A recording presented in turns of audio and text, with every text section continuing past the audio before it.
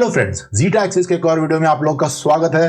और आज के वीडियो में हम देखेंगे causes and effects of earthquakes. तो हम ये देखेंगे कौन कौन से ऐसे फैक्टर्स होते हैं जिससे कि किसी भी रीजन में अर्थक्वेक आता है।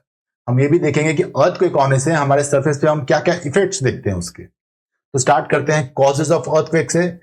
कॉजेज को हम नेचुरल कॉजेज में और मैन मेड कॉजेज में डिवाइड कर सकते हैं। नेचुरल कॉजेज वो होते हैं जो नेचुरल फैक्टर्स के कारण होते हैं, जैसे कि faulting and folding, tectonic activity, volcanoes. और मैन मेड में क्या आता है? Reservoir induced earthquake, explosion, collapse of mines. तो पहले देखते हैं हम फॉल्ट। तो फॉल्ट क्या होता है कि कोई भी रॉक का अगर लेयर है उसके अंदर एक फ्रैक्चर है और उसके अक्रॉस अगर मूवमेंट हो रही है तो उसे हम फॉल्ट कहते हैं। यहाँ पे आप देख सकते हैं कि ये सब जो है यहाँ पे फॉल्ट है। यहाँ पे ये रॉक ऊपर मूव हो रहा है, इधर डाउन हो रहा है, इधर ये लेफ्ट में मूव हो रहा है। तो इन सब जो रॉक लेयर्स हैं इसमें जो फॉल्ट है उसके अक्रॉस ये रॉक्स मूव हो रहे हैं।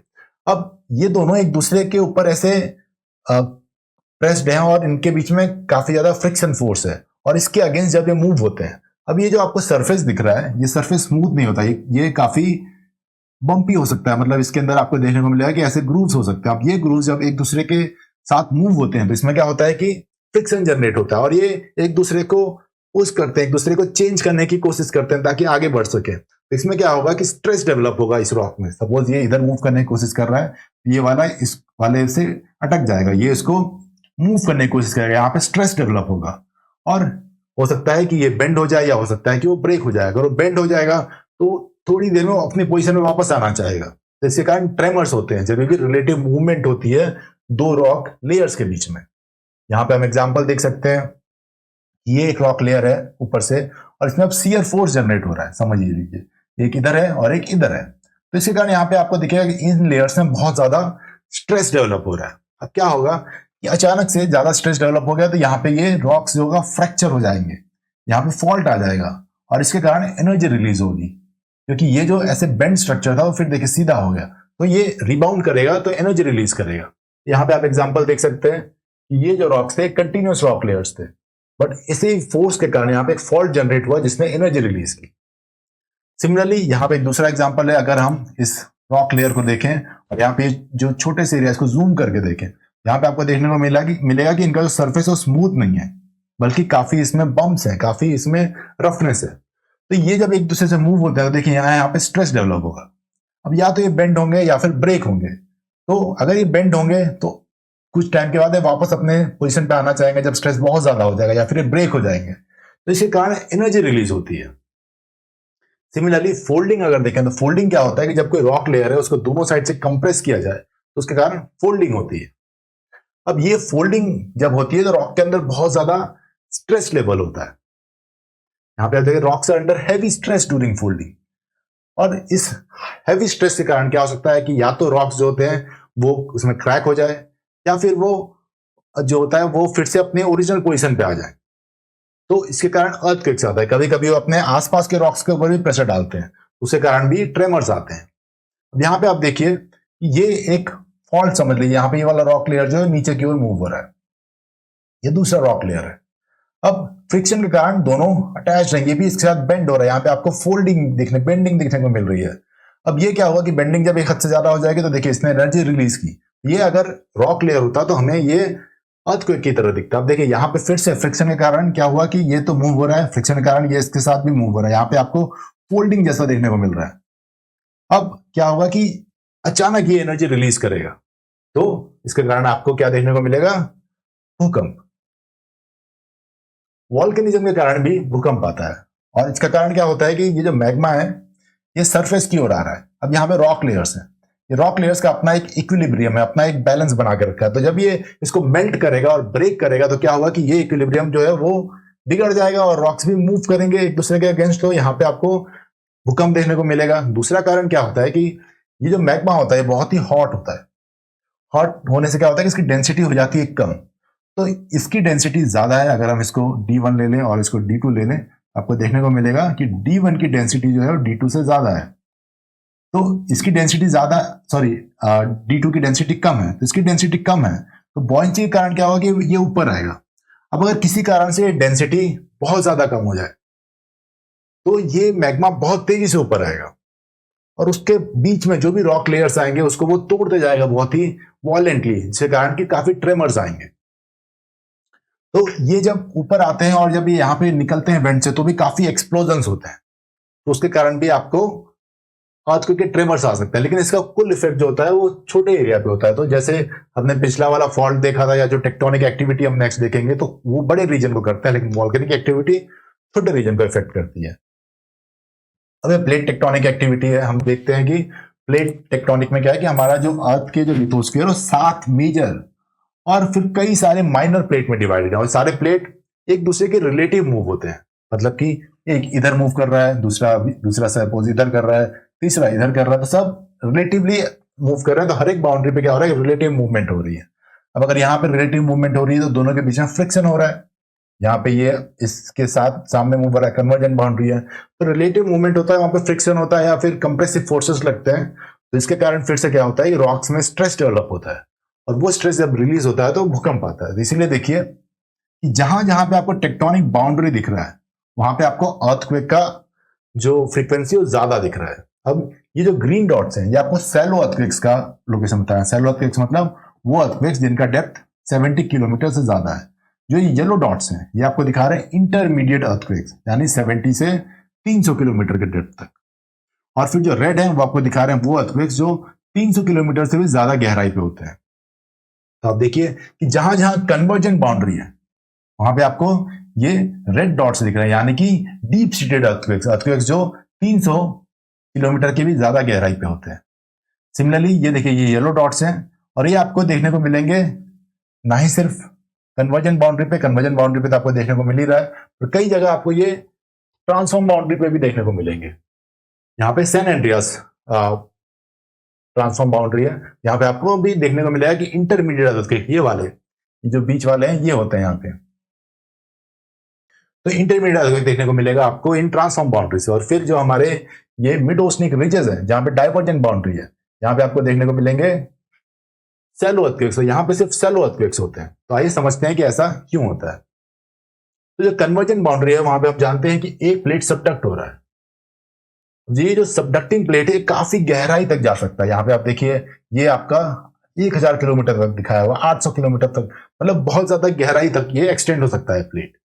तो इस रीजन को बेसिकली बेनियोफ जोन कहते हैं। साइंटिस्ट के नाम पे है जिन्होंने ये ढूंढा था, इसको बेनियोफ जोन कहते हैं। और यहाँ पे जब कोई रॉक में स्ट्रेस डेवलप होता है और वो ब्रेक होता है तो वो काफी गहराई से एनर्जी रिलीज करता है। तो ये डीप सीटेड अर्थक्वेक्स होते हैं इस बेनियोफ जोन में, जो कि कन्वर्जेंट बाउंड्री पे होते हैं जहां पे एक सबडक्टिंग प्लेट होता है।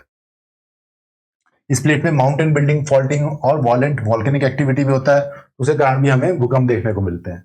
जो पैसिफिक रिंग ऑफ फायर है वहां पे बेसिकली सबडक्शन जोन है। पैसिफिक प्लेट जो है वो यूरेशियन प्लेट के अंडर सबडक्ट हो रहा है, Nexa plate south American plate के अंदर हो रहा है, जुआन डिफू का प्लेट नॉर्थ अमेरिकन प्लेट के अंदर सबडक्ट हो रहा है। तो पूरा जो पैसिफिक रिंग ऑफ फायर है वो आपका एक सबडक्शन जोन है, इसीलिए वहां पे आपको बहुत ज्यादा डीप सीटेड अर्थक्वेक्स देखने को मिलते हैं।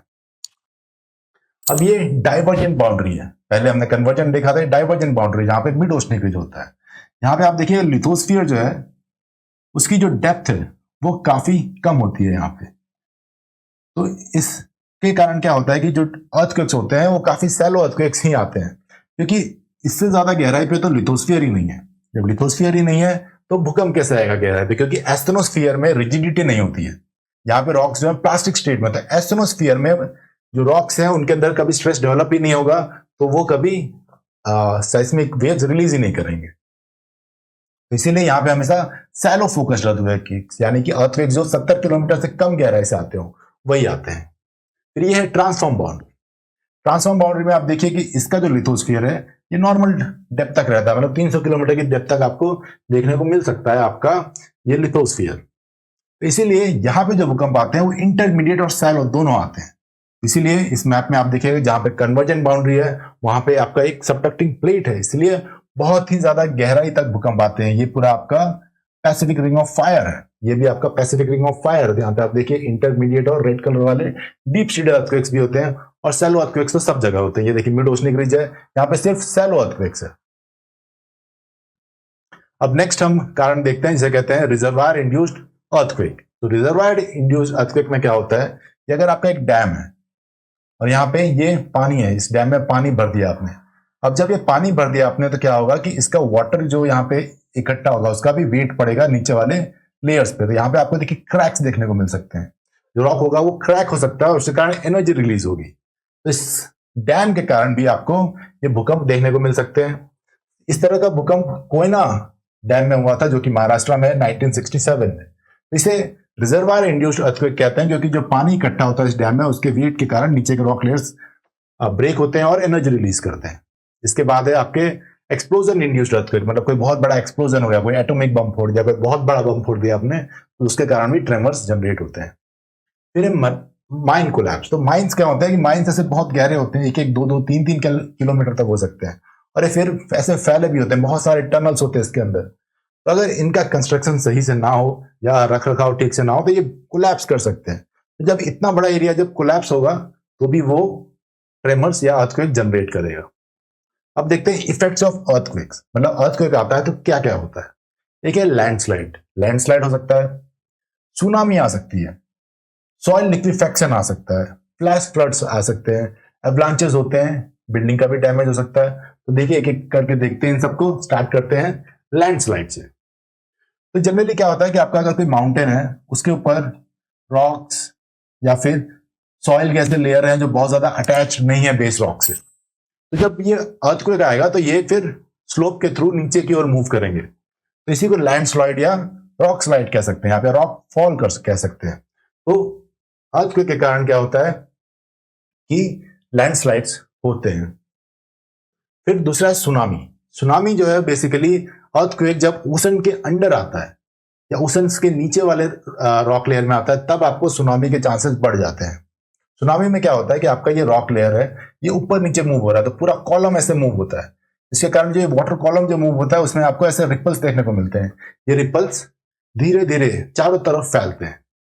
अब जब ये कोस्ट के पास जाते हैं तो क्या होता है कि इनकी हाइट बढ़ने लगती है, क्योंकि यहाँ पे इनका लंबाई बहुत ज्यादा होता है, इनकी वेवलेंथ बहुत ज्यादा होती है और ये काफी स्पीड में मूव हो रहे थे, लेकिन यहाँ पे स्पीड कम होने लगती है। तो एनर्जी कंजर्वेशन के कारण इनका हाइट बढ़ने लगता है, इसीलिए हमें कोस्ट पे सुनामी देखने को मिलता है। अब इस सुनामी को हम डिटेल में देखेंगे दूसरे वीडियो में, जिसमें हम काफी डिटेल में डिस्कस करेंगे इसके सारे फैक्टर्स के ऊपर। फिर अगला जो चीज होता है उसे फ्लैश फ्लड कहते हैं। फ्लैश फ्लड क्या होता है कि अचानक से पानी का भरने लगना बहुत ही कम टाइम में। तो इसका प्रमुख कारण क्या होता है कि कहीं पे लैंडस्लाइड हो गया और इस लैंडस्लाइड ने रिवर के पाथ को ही ब्लॉक कर दिया। अब जो अपस्ट्रीम साइड है, मतलब जहां से रिवर आ रही है, तो यहाँ पे आपको क्या होगा कि यहाँ पे पानी बढ़ने लगेगा। देखिए यहाँ पे ये लैंडस्लाइड ने ब्लॉक कर दिया, रिवर इस तरह से बह रही थी, तो यहाँ पे अब पानी जमा होने लगेगा। तो अब जो यहाँ पे जो एरियाज होंगे वहां पे फ्लडिंग हो जाएगी। तो अर्थ के कारण लैंडस्लाइड आता है, लैंडस्लाइड रिवर के फ्लो को ब्लॉक कर सकता है और फ्लैश फ्लड ला सकता है। ब्रेकिंग ऑफ डैम्स, मतलब डैम्स होते हैं कई जगह, डैम्स भी टूट सकते हैं अर्थक्वेक के कारण और उसके कारण भी फ्लैश फ्लड्स आ सकते हैं। फिर एक तीसरा इंपॉर्टेंट जो इफेक्ट है वो है सॉइल लिक्विफेक्शन। अब इसमें क्या होता है कि जो भी कोहेशनलेस मतलब कि अगर कोई रॉक्स है और दूसरे से कनेक्टेड नहीं है, अगर आपने जैसे एक ऑब्जेक्ट को दूसरे के ऊपर रख दिया तो वो उसके सहारे तो है लेकिन वो उससे डायरेक्टली कनेक्टेड नहीं है, इसे आप कहिएगा कोहेशनलेस, मतलब कोई उनके बीच में कोई ग्लू नहीं है, कुछ नहीं है, बस एक दूसरे के ऊपर रखे हुए हैं। Partially saturated soil, partially saturated with water, मतलब उसमें कुछ अमाउंट में वाटर भी है, वो पूरे के पूरे वाटर के अंदर नहीं है लेकिन कुछ अमाउंट में वाटर उनके अंदर है। तो cohesionless partially saturated soil substantially loses strength and stiffness in response to applied stress। तो क्या होता है कि समझिए कि आपका ये रॉक का स्ट्रक्चर है ऐसे। अब ये रॉक का स्ट्रक्चर एक दूसरे के ऊपर ये ऐसे लोड दे रहे हैं लेकिन ये कनेक्टेड नहीं है एक दूसरे से। तो अब ये ऐसे लोड ले रहे हैं और इसके ऊपर आपने सपोज कुछ बना दिया। अब जब अर्थक्वेक आएगा क्या होगा कि ये जो रॉक्स का जो ये स्ट्रक्चर है ये अपने आप में ऐसे होने के कारण बार बार अर्थक्वेक आने के कारण क्या होगा कि ये कोलैप्स हो जाएगा और वाटर का लेवल ऊपर आ जाएगा। देखिए कैसे बैठ गए। तो जैसे हम लोग कभी कभी सामान किसी चीज में भरना होता है तो कैसे उस ड्रम को हम ऐसे हिलाते हैं और चीजें उसके अंदर और सेटल होते जाती हैं, उसी तरीके से यहाँ पे क्या होगा कि ये जो रॉक्स हैं या जो मिट्टी है जो सैंड है वो सेटल हो जाएगी, पानी का लेवल ऊपर आ जाएगा और जो भी स्ट्रक्चर आपने बनाया है वो उस पानी में डूब जाएगा। जैसे आप देखिए ये आपका एक बिल्डिंग है, यहाँ पे बिल्डिंग जो है लिक्विफेक्शन के कारण सिंक हो रहे हैं, ये सैग कर रहे हैं, ये गिर रहे हैं। तो इसको अगर एक एक्सपेरिमेंट के थ्रू समझे, देखिए यहाँ पे सैंड है, सैंड क्या होता है कि बहुत ज्यादा एक दूसरे से अटैच नहीं होता है, बहुत ज्यादा वो उसमें कोहेसन नहीं होता। अब यहाँ पे हमने ये स्ट्रक्चर बना दिया सैंड पे, पानी भी है इसके अंदर। अब हमने इसको मूव करना स्टार्ट किया, अर्थक्वेक को सिमुलेट करना स्टार्ट किया, तो इसके कारण क्या होगा कि इस वाइब्रेशन के कारण जो ये सैंड लेयर हैं ये सेटल होना स्टार्ट करेंगे। वैसे जैसे हम कोई भी अगर चावल भरते हैं या फिर कुछ और भरते हैं और ऐसे सेक करते हैं तो वो चावल भी उसके अंदर सेटल होते जाता है। तो देखिए ये सेटल होते गया और पानी अब ऊपर आ गया, और इसके कारण आप देखिए यहाँ पे भी ये जो बिल्डिंग है ये कोलैप्स कर गई। तो इसे कहते हैं सॉइल लिक्विफेक्शन। फिर एवलांच भी आते हैं अर्थक्वेक के कारण। तो अगर कोई स्नो है, जैसे माउंटेन है, उसके ऊपर स्नो यहाँ पे इकट्ठा हो रखा है और ज्यादा कनेक्टेड नहीं है, तो अर्थक्वेक के कारण वो भी गिरने लगेगा एवलांच के थ्रू। और फिर बिल्डिंगें भी गिर सकती हैं अर्थक्वेक के कारण, तो इससे भी काफी नुकसान होता है। तो ये भी एक इफेक्ट है अर्थक्वेक का। इसके साथ हम ये वीडियो एंड करेंगे। अगर आपको ये वीडियो अच्छा लगा हो तो सब्सक्राइब करें और दूसरों के साथ शेयर भी करें। Thank you.